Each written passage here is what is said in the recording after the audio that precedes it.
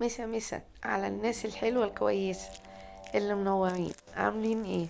النهاردة هنعمل صينية سردين بالبطاطس، وقدمي معاها بقى اللي يعجبك. معايا توم وفلفل احمر، معانا السردين، معايا بقدونس وشبت، طماطمتين، وثلاث بطاطسات. طبعا الكمية بقى انتي بتزودي. انا اللي معايا النهاردة نص كيلو سردين، فانا مش هعمل حاجات كتير، هي طاقة الفطار بس. انا هنا قشرت البطاطس بتاعتي، وقطعت الطماطم طرنشات، والبصلة هقطعها طرنشات.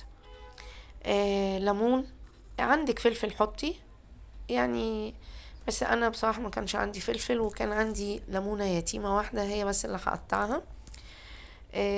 هنا تبلت البطاطس بالملح والكمون والثوم والفلفل الاحمر، وهسيبهم على جنب. وهحط حبة زيت في الطاسة، في الصينية اسفة، وهحط عليها الطماطم الطرنشات. بحط الطماطم ليه من تحت؟ علشان البطاطس بتاعتي ما تنشفش وتلزق في الصينية. حطيت حبة خضرة بعد ما قطعتها، وهبدأ هنا اتبل السردين بتاعي. حبة ملح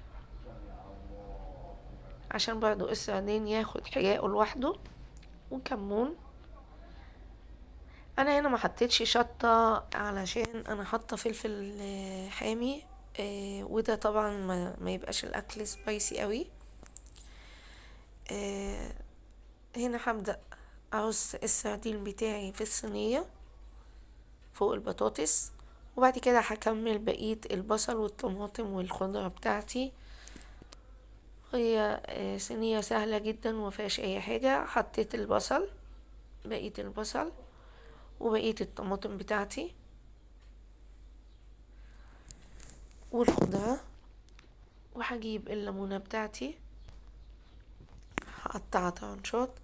بس هنا هحط الاول حبة زيت فوق الوش. طبعا هنبقى عايزين مية عشان البطاطس تستوى. انا هنا هحط الليمون،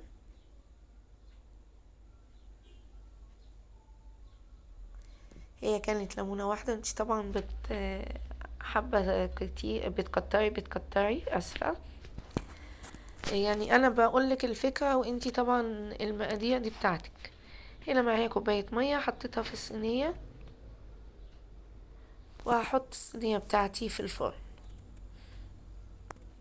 هي يعني اخدت حوالي بتاع نص ساعة، ما طبعا برضو حسب الفرن بتاعك، حامي بارد.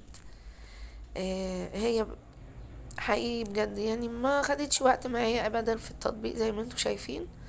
وكده لما طلعت، لازم الاول يعني نتأكد ان البطاطس استوت. ولو نية بتحط لها حبة مية وبتسيبيها تاني حبة في الفرن. بس هنا البطاطس بتاعتي كانت تمام، وفعلا هي ما خدتش الا هي كوباية المية بس. اتمنى ان الوصفة تعجبكم وتنعجبكم، وكل سنة وانتم طيبين، وما تنسوناش في الدعاء. السلام عليكم.